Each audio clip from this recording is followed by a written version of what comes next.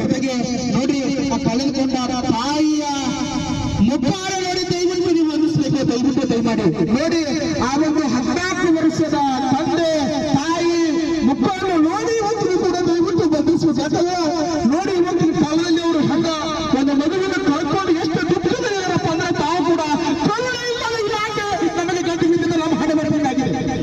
ಸುಮಾರು ದಿನ ಆದರೂ ಕೂಡ ಬಂದು ಸುಮಾರು ದಿನ ಆದರೂ ಕೂಡ ಪೊಲೀಸ್ ಇಲಾಖೆ ಬಂಧಿಸಿಲ್ಲ. ದಯವಿಟ್ಟು ದಯಮಾಡಿ, ಹಾಗಾಗಿ ದಯವಿಟ್ಟು ದಯಮಾಡಿ ಈ ಆಗಮಿಸಿದ ಎಲ್ಲ ನನ್ನ ದಲಿತ ಸಮಾಜದ ಮುಖಂಡರು, ರಾಜ್ಯಾಧ್ಯಕ್ಷರು, ಭೀಮಾರ್ವ ಸಂಘಟನೆಯ ರಾಜ್ಯಾಧ್ಯಕ್ಷರು, ಉಪಾಧ್ಯಕ್ಷರು, ಸೌರ ಮುಖಂಡರು ಹೆಸರನ್ನು ತೆಗೆದುಕೊಂಡಂತ ದಯವಿಟ್ಟು ಅವರವರ ಅನ್ಯತೆ ಭಾವಿಸಬಾರದು. ನನ್ನ ಸಮಾಜದ ಮುಖಂಡರು ನಮಗೆ ಮತ್ತು ನನಗೆ ಬಹಳಷ್ಟು ಒಳಗೆ ನೋವಿದೆ.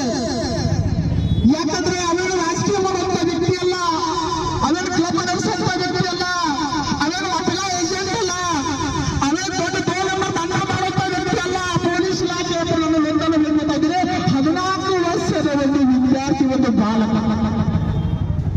ಇಲ್ಲಿ ಅವ ರಾಜಕೀಯ ಮುಖಂಡ ಅದಾನ, ರೋಡಿ ಶೀಟರ್ ಅದಾನ, ಸಮಾಜದ ಘಾತಕ ಅದಾನ.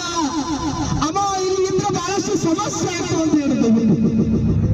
9ನೇ ತರಗತಿ ಓದುತ್ತಿರುವ ತುಂಡು ಗ್ರಾಮದ ದಲಿತ ಸಮಾಜದ ಯುವಕರನ್ನು ಯಾವುದೇ ಉದ್ದೇಶ ಇಟ್ಟುಕೊಂಡು ಕೊಲೆ ಮಾಡಿದ್ರು ಕೂಡ ನಮ್ಮ ಹೆಣ್ಣು ಮಗಳು ಮತ್ತು ಆ ಒಂದು ತಂದೆ ಮುಖ ನಮ್ಮ ಗೋಳನ್ನು ನೋಡಿ ನಾವು ದಯವಿಟ್ಟು ವಿಗ್ರಹನ ಕೂಡಲೇ ಅವರನ್ನು ಬಂಧಿಸಬೇಕು. ತಮ್ಮಲ್ಲಿ ನಾನು ವಿನಂತಿಪೂರ್ವಕ ನಮ್ಮಲ್ಲಿ ವಿನಂತಿಪೂರ್ವಕ ತಿಳ್ಕೊತಾ ಇದ್ದೇನೆ. ಹೆಚ್ಚಾಗಿ ನಾನು ನಮ್ಮ ರಾಜ್ಯಾಧ್ಯಕ್ಷರು ಮಾತ್ರದಲ್ಲಿ ಮಾತಾಡಬಾರದು, ಆದರೂ ಕೂಡ ನನ್ನ ತುಕ್ಕ ತಡಿಲಾರ್ಕ ದಯವಿಟ್ಟು ಮಾತಾಡೀನಿ, ಅನ್ಯತೆ ಭಾವಿಸಬಾರದು. ಹಾಗಾಗಿ ಮತ್ತೆ ಈ ಒಂದು ಪ್ರತಿಭಟನೆ ಉದ್ದೇಶಿಸಿ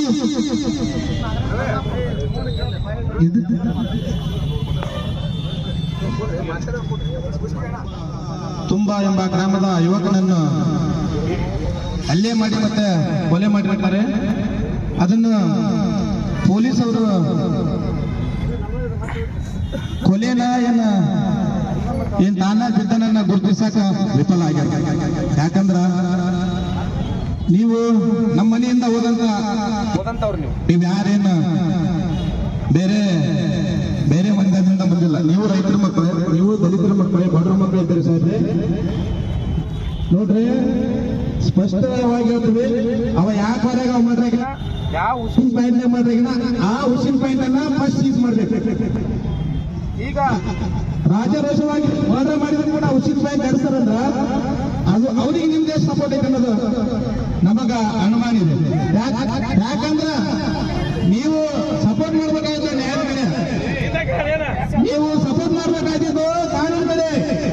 ನೀವು ಯಾರೋ ಬ್ರೋಕರ್ಸ್ಗೆ, ಯಾರೋ ಕೊಲೆಗಾರಿಗೆ ಮಾಡಬಾರ್ದು. ದಯಮಾಡಿ ನಿಮ್ಮ ಕಾಕಿಗೆ ಗೌರವ ಇದೆ, ಅದನ್ನು ನೀವು ತೋರಿಸ್ಕೊಡಿ. ನಿಮ್ಮಲ್ಲಿ ತಾಕತ್ತಿದೆ, ಅದನ್ನು ತೋರಿಸ್ಕೊಡಿ. ತಾಕತ್ತೀನರಾಗಬೇಡಿ, ಒಂದು ಮಾಡಿ. ನಿಮ್ಮ ತಾಲೂಕಿನಾಗ ನಾವು ಸುಮಾರು ಮರ್ಡರ್ ಆಗ್ತೇವೆ, ಹಲ್ಲೆ ಆಗ್ತಿದ್ದೇವೆ. ಇಲ್ಲೇ ಒಕ್ಕಲದಿಂದನೇ ಮೊನ್ನೆ ಮಾರಣಾಂತಿಕ ಹಲ್ಲೆ ಆಯ್ತು, ಅದು ಕೂಡ ಬಂಧಿಸಲು ವಿಫಲ ಆಗಿದೆ. ಯಾಕ? ನಿಮಗೇನು ಬೇಕು? ನಮ್ಮ ಕಡೆ ದುಡ್ಡಿಲ್ಲ ಕೊಡಾಕ. ನಿಮಗೆ ನಮ್ಮ ಜೀವ ಕೊಡ್ತೀವಿ, ನಮ್ಮ ಲೆಕ್ಕ ಕೊಡ್ತೀವಿ, ನಮ್ಮ ಕಣ್ಣು ಕೊಡ್ತೀವಿ, ನಮ್ಮ ಕಿಡ್ನಿ ಕೊಡ್ತೀವಿ. ನಾವು ರೊಕ್ಕ ನಿಮ್ಗೆ ಕೊಡ್ತೀವಿ. ದಯಮಾಡಿ ನೀವು ಅರೆಸ್ಟ್ ಮಾಡಿ. ಬಂಧುಗಳೇ, ಆ ಕುಟುಂಬಕ್ಕೆ, ಆ ಮಗುವಿಗೆ ನ್ಯಾಯ ಕೊಡಿಸ್ತೀವಿ. ನಾವು ಅವ್ರ ಮನೆಗೆ ನಿಮ್ ಫೋಟೋ ಹಾಕ್ತೀವಿ. ಬೇಡ, ನೀವು ಯಾರ್ಯಾರು ದೊಡ್ಡ ಪ್ರಭಾವಿ ವ್ಯಕ್ತಿಗಳಿಂದ ಬೆನ್ನತ್ತಿ ನಿಮ್ಮ ಕಾನೂನಿಗೆ ಅಗಾರ ತರಬೇಡ್ರಿ. ದಯಮಾಡಿ ಇದನ್ನು ಇಷ್ಟಕ್ಕೆ ನಿಲ್ಬೇಕು. ಈ ಹೋರಾಟ ಇಷ್ಟಕ್ಕೆ ಶಾಂತಿ ಆಗ್ಬೇಕಂದ್ರ ನೀವು ಬಂಧಿಸಬೇಕು, ಸೂಕ್ತವಾದ ನ್ಯಾಯ ದೊರಕಿಸ್ಕೊಡ್ಬೇಕು.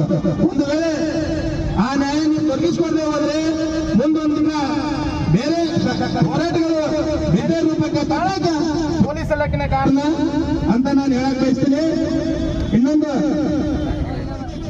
ಆ ಬೀಟ್ ಪೊಲೀಸ್ ಸಸ್ಪೆಂಡ್ ಮಾಡ್ಬೇಕು, ಇಲ್ಲಾಂದ್ರ ದಿನನಿತ್ಯ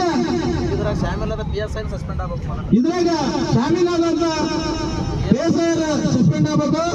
ಒಂದ್ ವೇಳೆ ಆಗಿಲ್ಲ ಅಂದ್ರ ನಾವು ನಮ್ಮ ಜೀವವಾದರೂ ಕೊಟ್ಟು ಆ ಹುಡುಗಿ ನ್ಯಾಯ ಕೊಡ್ತೀವಿ ಅಂತ ಹೇಳಿ ನನ್ನ ಎರಡು ಮಾತು. ಜೈ ಭೀಮ್, ಜೈ ಭೀಮ್,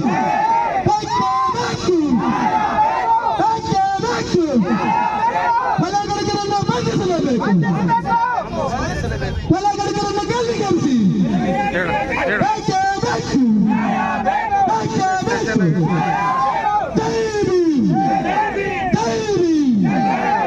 ನೋಡಿದ್ರೆ ಇಲ್ಲಪ್ಪ ಅಂತಂದ್ರ ಇಲ್ಲೇ ಹೋರಾಟ ಸತ್ಯಾಗ್ರಹ ಕೊಡ್ಬೇಕಾಗ್ತದೆ. ಡಿಸಿ ಸಾಹೇಬ್ ಎಸ್ ಪಿ ಸಾಹೇಬ್ ಕಲಿಸುವಂತ ಕೆಲಸ ನಾವು ಮಾಡ್ಬೇಕು. ದಯವಿಟ್ಟು ಕೈ ಮುಗಿದು ಕೇಳ್ಕೊತೇವೆ. ಆಗಲ್ಲಪ್ಪ ಅಂತಂದ್ರೆ ನಮ್ಮ ಹೋರಾಟ ಇಲ್ಲಿ ನಡೀತದೆ. ಬೇಕೇ ಬೇಕು ಯಾತಕ್ಕಾಗಿ ಹೋರಾಟ? ಗೌಂಡಿ ಕುಟುಂಬ ಅರೆಸ್ಟ್ ಮಾಡಿದ ಪೊಲೀಸ್ ಅಧಿಕಾರಿಗಳಿಗೆ, ಗೌಂಡಿ ಕುಟುಂಬನ ಅರೆಸ್ಟ್ ಮಾಡಿದ ಪೊಲೀಸ್ ಅಧಿಕಾರಿಗಳಿಗೆ ಕಾನೂನಂತೆ ಕಾನೂನು, ಸರ್ಕಾರಂತೆ ಸರ್ಕಾರ, ಕಾನೂನಂತೆ ಕಾನೂನು. ಧಿಕ್ಕಾರ ಧಿಕ್ಕಾರ ಧಿಕ್ಕಾರ ಧಿಕ್ಕಾರ ಪೊಲೀಸ್ ಅಧಿಕಾರಿಗಳಿಗೆ ಧಿಕ್ಕಾರ, ಧಿಕ್ಕಾರ ಧಿಕ್ಕಾರ ಧಿಕ್ಕಾರ. ಬೇಕೇ ಬೇಕು, ಬೇಕೇ ಅವ್ರು ಸಾಕ್ಷಿಯಾದ್ರ ಮೇಲೆ ಏನು ತಪ್ಪು ತಡೆಗಳಾದ್ರೆ ಎಫ್ಐಆರ್ ಮಾಡ್ಕೊಂಡು ಸರ್ ದಯವಿಟ್ಟು 5 ದಿವಸ ತಾವು ಮಾಡ್ಕೊಳಕ್ ಅಧಿಕಾರ ತಾವು ಮಾಡ್ಕೊಳ್ಳಿ. ತಡೆ ಮಾಡಿ ಅನ್ನೋದು ನಿಮ್ಮ ನ್ಯಾಯ ಕೊಡಿಸುತ್ತ ಬಿಡಲ್ಲ. ಅವ್ರು ಹೋಗಿ ಅನ್ನೋದು ಒಳಗೆ ಹೇಳಿ ಬಂದಾರ ಮಾತನಾಡಿದ ಟೈಮ್ ಅಲ್ಲ ಟೈಮ್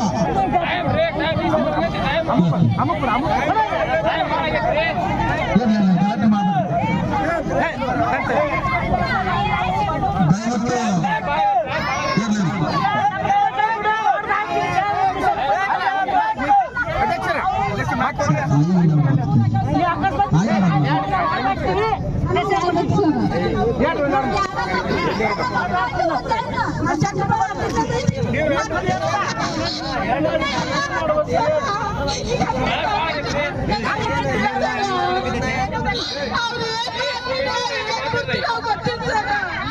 ಏತಮ್ಮ ಕೂಡ ಕೂಡ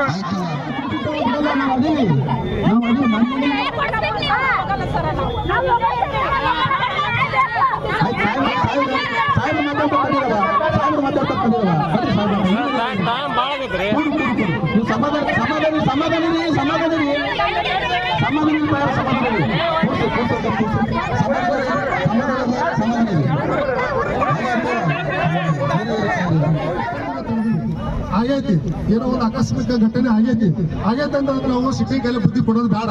ಕಾನೂನು ಚೌಕಟ್ಟಿನಾಗ ಹೋರಾಟ ಮಾಡೋಣ. ಕಾನೂನು ಅನ್ನೋದು ದೊಡ್ಡದು, ಹೌದಾ? ಅದನ್ನ ಅರ್ಥ ಮಾಡ್ಕೊರಿ. ಇವತ್ತು ನಮ್ ಸಿಟ್ಟು ಐತಿ, ನಾವು ಬೈದಾಡ್ತೀವಿ ಒದಾಡ್ತೀವಿ, ಅವೆಲ್ಲ ಬೇಡ. ನಾವು ನಿಮ್ಮ ಜೊತೆಗೆ ಇರ್ತೀವಿ, ನಿರಂತರ ನಿಮ್ ಜೊತೆ ನಾವು ಇರ್ತೀವಿ, ಹೋರಾಟಕ್ಕೆ ಇರ್ತೀವಿ. ಮುಂದೆ ಅಕಸ್ಮಾತ್ ಅವ್ರ ರಕ್ಷಣೆ ನಮ್ಗೆ ಕೊಡ್ಲಿಲ್ಲ ಅಂದ್ರ ತುಂಬದಿಂದ ಪಾದಯಾತ್ರೆ, ಚಪ್ಪಲ್ ಹಾಕಲಾರ್ದ ಪಾದಯಾತ್ರೆ ಮಾಡೋಣ. ಎಲ್ಲರನ್ನು ಕರ್ಕೊಂಡು ಗಂಡು ಹೆಣ್ಣು ಇಡೀ ತಾಲೂಕು ಮಂದಿ ಕರ್ಕೊಂಡು ಕರ್ಕೊಂಡು ನಾವು ಪೂರ್ತಿ ಏನ್ ಮಾಡೋದು ಈಗ ನೀನು ಹೇಳೋದ್ರ ಕೇಳಲ್ಲ ಅವ್ರು ಏನ್ ಮಾತಾಡಕತ್ತಾರೆ ಕಿಮ್ಮತ್ ಕೊಡೋದಕ್ಕೆ ಕಲೀರಿ. ಹೋರಾಟ ಜಿಲ್ಲಾದಲ್ಲಿ ಕರ್ಕೊಂಡು ಹೋರಾಟ ಮಾಡೋಣ, ಎಲ್ಲ ನಾಯಕರು ಕರ್ಕೊಂಡ್ಬಿಡೋಣ. ನಾವು ರಾಜಕೀಯ ರಂಗದೊಳಗ ನಾವು ಚಲೋ ಅದೀವಿ, ನಮ್ಮೂರು ಶಾಸಕರು ಅದರ, ಮಂತ್ರಿಗಳು ಅದರ, ಎಲ್ಲರೂ ಅದರ. ಆದ್ರ ಯಾವ್ದು ನಾವು ಕಿವಿ ಕೊಡಬಾರ್ದು. ದಯವಿಟ್ಟು ಮುಂದಿನ ದಿನಮಾನಗಳಲ್ಲಿ ನಮ್ಮ ನ್ಯಾಯ ಸಿಗೋವರಿಗೆ ನಿಮ್ಮ ಜೊತೆಗೆ ಇರ್ತೀವಿ, ನ್ಯಾಯ ಸಿಕ್ಕಿದ್ರು ನಿಮ್ ಜೊತೆಗೆ ಇರ್ತೀವಿ. ಆತ ಅದಕ್ಕೆ ದಯವಿಟ್ಟು ಇವತ್ತ ಅಧಿಕಾರಿಗಳಿಗೆ ನಾವು ಕಾಲಾವಕಾಶ ಕೊಡೋಣ.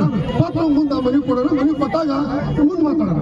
ಇದು ಅವರು ಕಾಲಾವಕಾಶ ಕಾನೂನು ಪ್ರಕಾರ ಮಾಡಿ ಪ್ರೊಟೆಕ್ಷನ್ ಕೊಟ್ಟಾರ, ಮುನ್ನೆಚ್ಚರಿಕೆ ಅಷ್ಟೇ. ಮತ್ತೆ ಅದ್ರ ಬಿಟ್ಟು ಏನಾದ್ರು ಅವ್ರ ಪ್ರೊಟೆಕ್ಷನ್ ಕೊಡೋದು ಅದ್ರದ್ದು ಏನಿಲ್ಲ. ಅದಕ್ಕೂ ನಾವು ತಲೆ ಕೆಡಿಸೋರಲ್ರಿ. ನಾನು ಒಬ್ಬ ನಾನು ನಿವೃತ್ತಿ ಮಾಡ್ಕೋತ ಹೋರಾಟ ಮಾಡ್ಕೋತ ರಾಜಕೀಯ ಬರ್ಬೇಕಂತ ವ್ಯಕ್ತಿ ಅಲ್ಲ. ಪ್ರೆಸೆಂಟ್ ನಾ 3 ಪೀಳಿ ಮೆಂಬರ್, 1 ಪೀಳಿ ಅಧ್ಯಕ್ಷ ಇದ್ದೀನಿ, ನಾನು ಜಡ್ಪಿ ಕ್ಯಾಂಟ್ ಇದ್ದೀನಿ. ನಾನು ಅದೇನು ಅವಶ್ಯಕತೆ ಅದನ್ನ ಹೇಳ್ಬೇಕನ್ನೋ ಅವಶ್ಯಕತೆ ಇಲ್ಲ. ನಮಗೇನು ಬೇಕು, ಸಮಾಜದಿಂದ ಇರ್ಬೇಕು ಅನ್ನೋ ಒಂದೇ ಕಾರಣದ.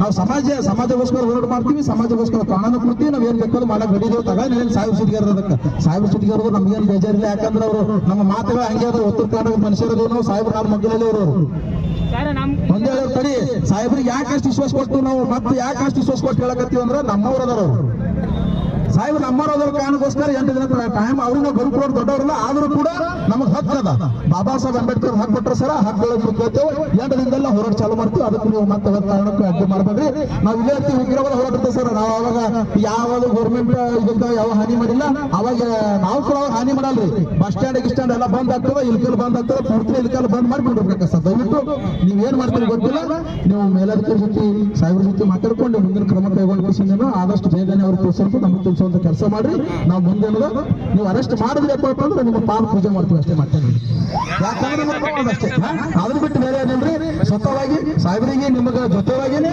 ನನ್ನ ಸಮಾಜದ ಪರವಾಗಿ ನಾವು ಬಿಜಾಪುರ ಜಿಲ್ಲೆಯಿಂದ ಬಂದು ನಿಮಗೆ ಕೈ ಮುಗಿದು ಕೇಳ್ಕೊತೀನಿ ಅತಿ ಶೀಘ್ರ ಅರೆಸ್ಟ್ ಮಾಡೋದು ಗ್ರಾಮದ ದಿನಾಂಕ 20/10/2025 ಸುಮಾರು ಪ್ರಜ್ವಲ್ ತಂದೆ ಮಾತಪ್ಪ ಹೊಸಮನಿ ಇವನು ಅನುಮಾನಾಸ್ಪದವಾದ ಸಾವನ್ನಪ್ಪಿರುವುದು ಕಂಡು ಬಂದಿದ್ದು ಇದರ ಸಂಪೂರ್ಣ ತನಿಖೆ ಆಗುವ ಕುರಿತು ಮಾನ್ಯರೇ ಸದರಿ ಮೇಲ್ಕಾಣಿಸಿದ ವಿಷಯದನ್ವಯ ಪ್ರಕರಣದಲ್ಲಿ ಸಾಕ್ಷಿಗಳ ಸಾಕ್ಷ್ಯಾಧಾರಗಳು ಮತ್ತು ಸ್ಥಳೀಯರು ಹೇಳಿಕೆಗಳು ಲಭ್ಯವಿರುವುದಾದರೂ ಆರೋಪಿಗಳು ಮುಕ್ತವಾಗಿ ಸಂಚರಿಸುತ್ತಿದ್ದಾರೆ ಇದರಿಂದಾಗಿ